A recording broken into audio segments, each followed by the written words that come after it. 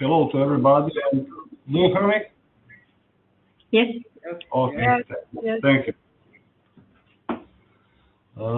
For the first, I would like to say that it's very pleasure to me to be a part of this conference. And previous presentation was very, very interesting, and I think that I learned a lot of things about practice of different constitutional courts. In my presentation, I will, for the first, make a few remarks as an introductory about our constitutional court. That is remarks about jurisdiction, status of constitutional judges, and which is more important, relationship for this charter.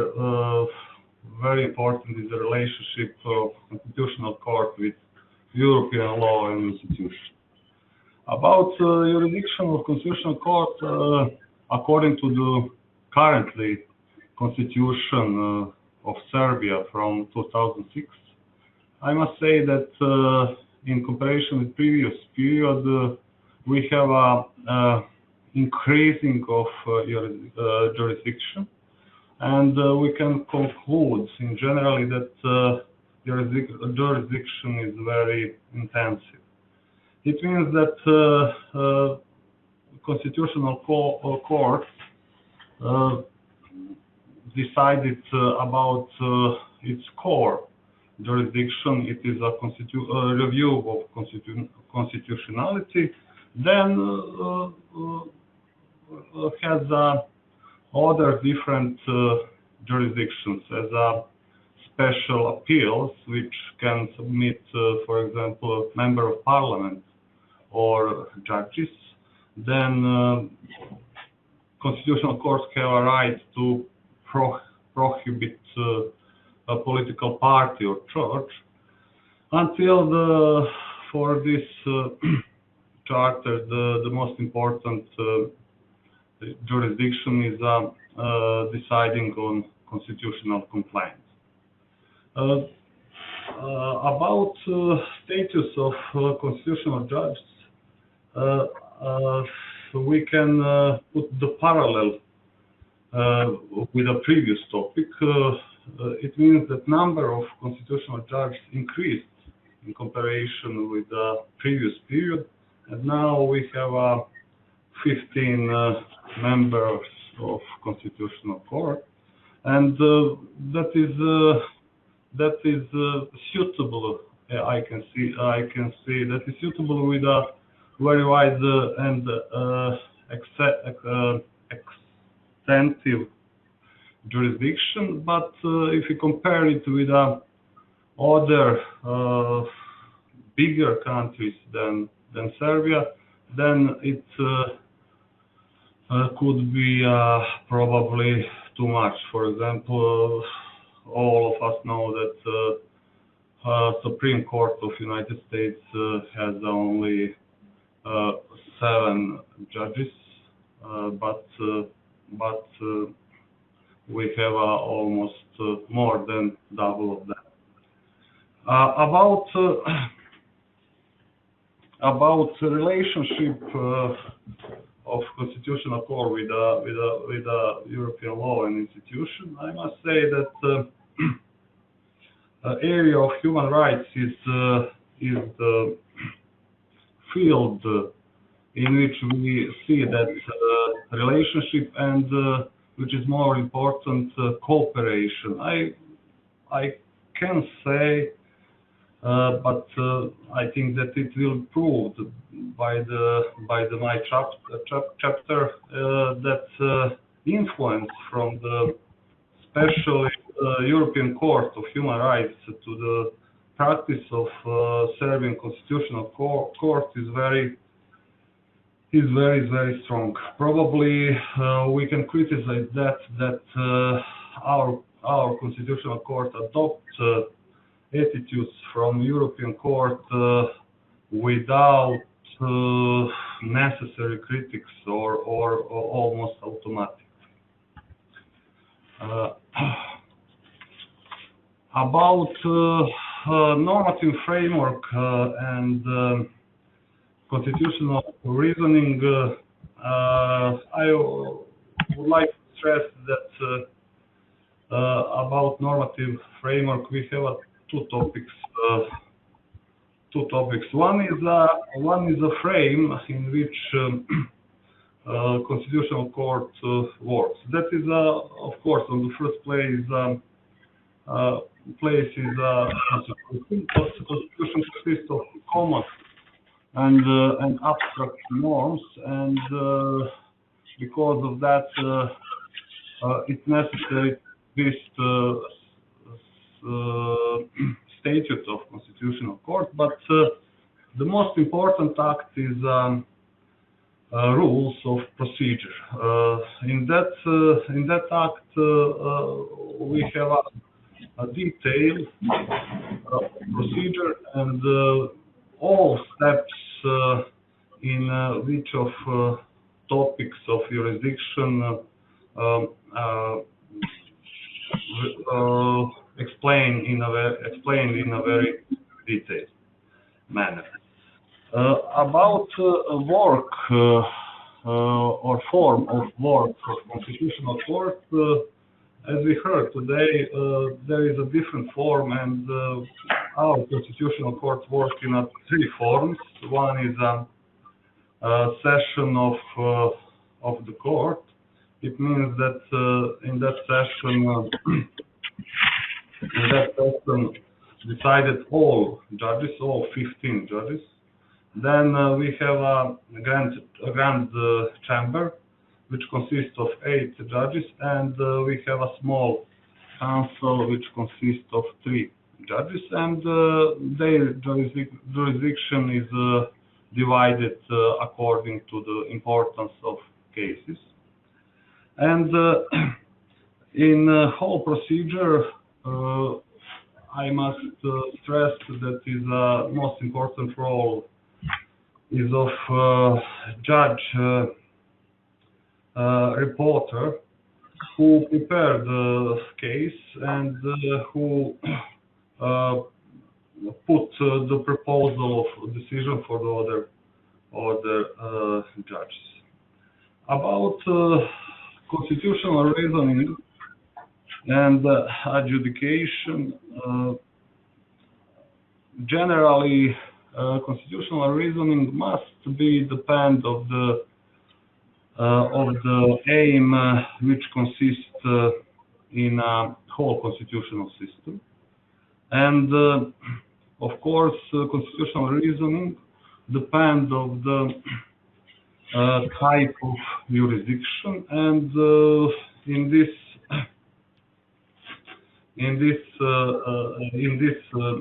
case of jurisdiction of constitutional complaint, we must say that have two conditions. One is a formal condition. One is a fact that submitter must have a legal interest to submit the constitutional complaint, and the second one is that constitutional court is not limited with a request of petitioner or submitter. That is a general remarks of normative framework. About methods of interpretation, I will put some in this presentation, put some examples, and I didn't cover all methods. We will start with the grammatical textual interpretation. That is we can conclude that is a most common method in the work of all courts, not only or not specifically of constitutional court works, and we can say that we find it in almost all cases of which was analyzed in my chapter. Interpretation based of ordinary meaning is one of sub method of this group of methods, and we can say that it's not so often in a practice of constitutional court. For example, we have one case in which constitutional court discovered the meanings of measure of depriving liberty. Legal, professional, or dogmatic interpretation is a very common method in a practice of Serbian constitutional court, and how can I say that is a core method of each court, and I think that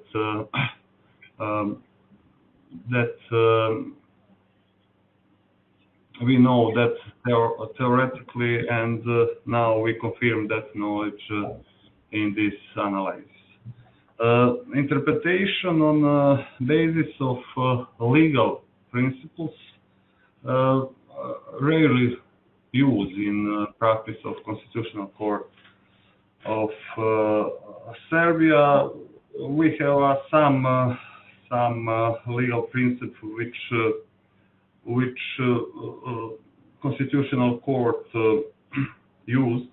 For example, non bis in idem or yes res judicat.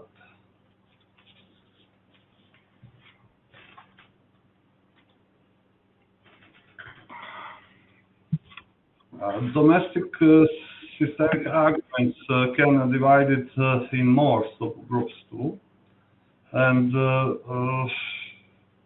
constitutional court, one of that group is references to judicial practice of constitutional court, but in a general manner, and we find one example and put that in this presentation, that when the constitutional court invoked the guarantees of right to fair trial and decided if that conditions fulfilled.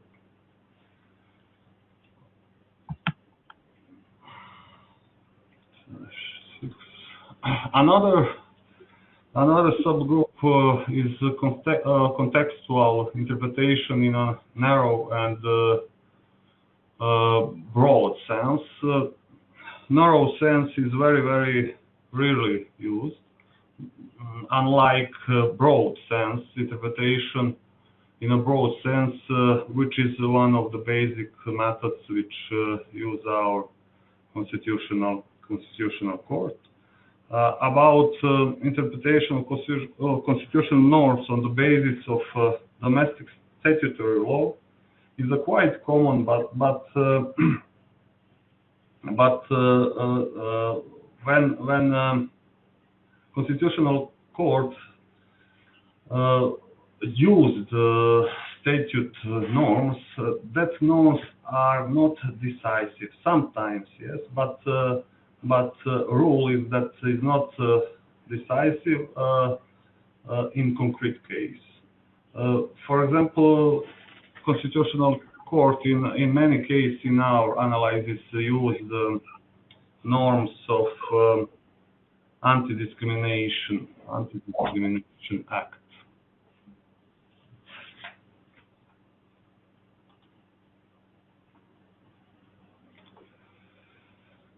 I must about case law of constitutional court. Constitutional court. I must stress that this method is much rarer than using of practice of European court. Why is that? tried to explain on the beginning of this presentation, but this analysis and this chapter confirmed that on the why way Constitutional Court underestimate its own practice in comparison to the practice of European Court. Why is situation like that? That is a special question. Interpretation of on the basis of the normative acts of other domestic states organ, we can conclude that is exception in a practice of Constitutional Court, and we find the one act which is regulate right to privacy and issued by the municipality and administration.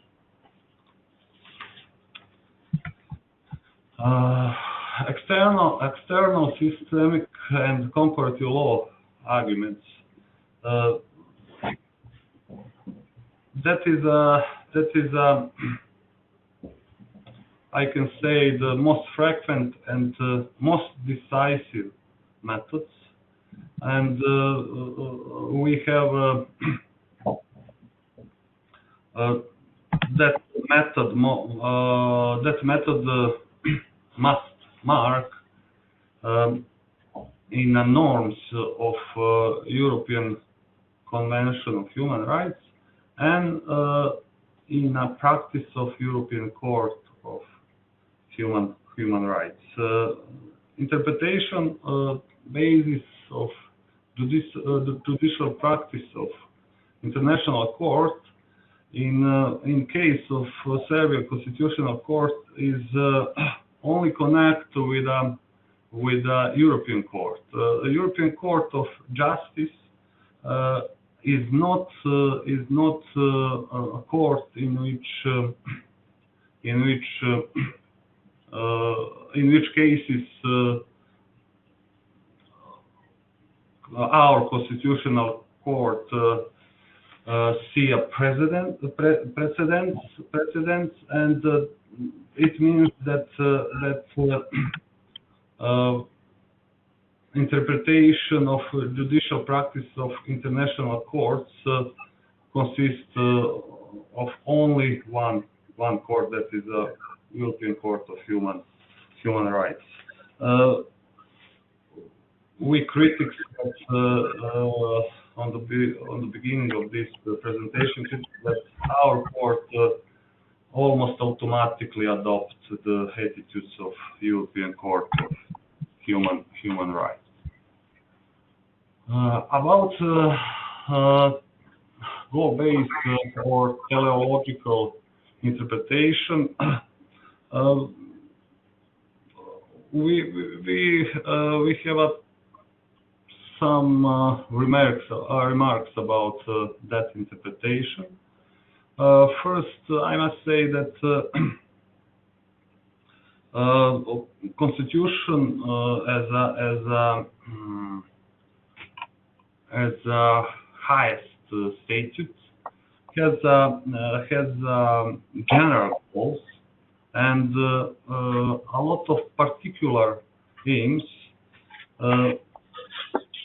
which exist in a same direction. For example, one of the main goal of our Constitution is protection of democracy.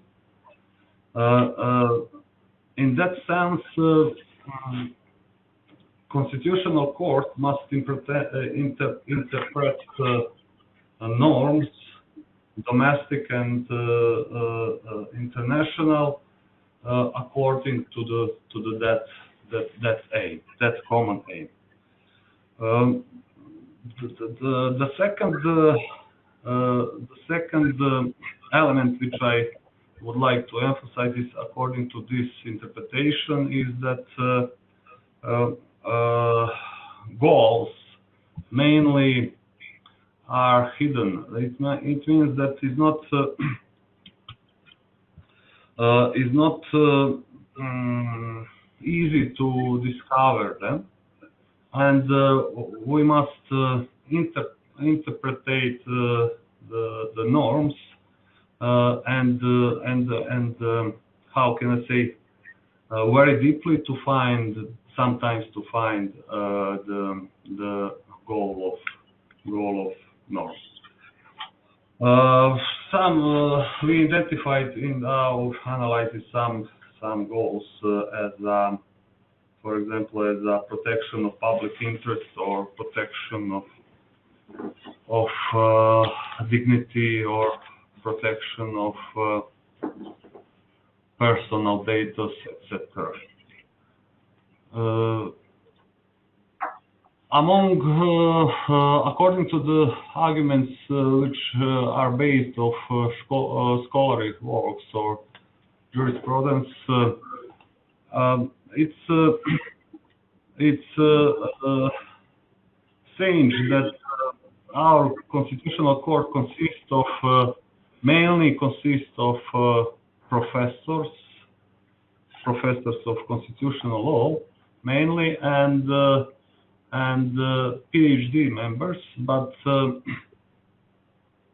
argument based of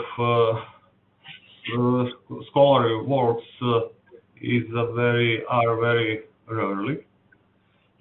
It means that that arguments, that is my conclusion, which showed analysis. My conclusion is that jurisprudence doesn't work important role in practice of constitutional court. We find some examples. One of them is a definition of state of emergency, which citated from the book of professor, but not from Serbia, but from Italy.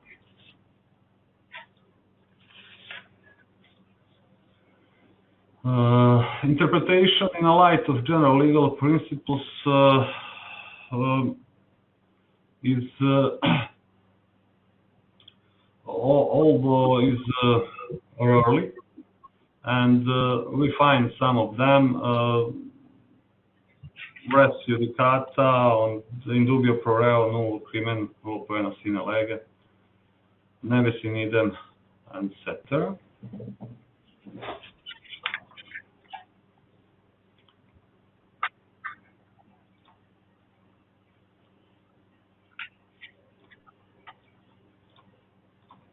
Non-legal arguments. About them, I can say the similar points like a previous slide. That non-legal arguments in practice of constitutional court used very rarely, and we identified them in a decision which is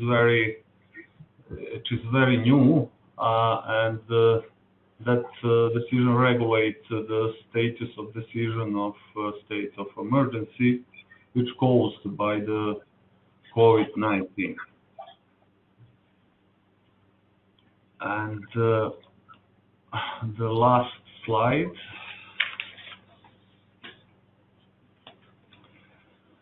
About decisive arguments, we can conclude that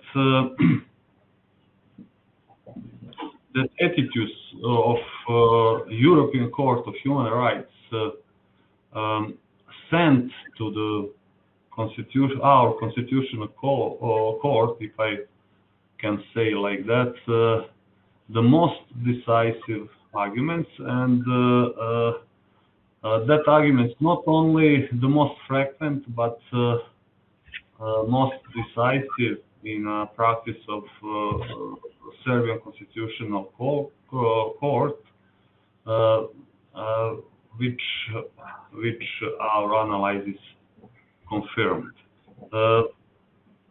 About characteristics of decision making of Constitutional Court, I can conclude that we can divide style of decision making in probably 4 groups. The one is groups which consist of external arguments. The second one is implementation according to the domestic systemic methods. The third is a group is a grammatical interpretation, and the fourth group consists of all remaining methods. It means that the first on the that list is like in a decisive argument is a practice of international fora. That was the last slide, and thank you.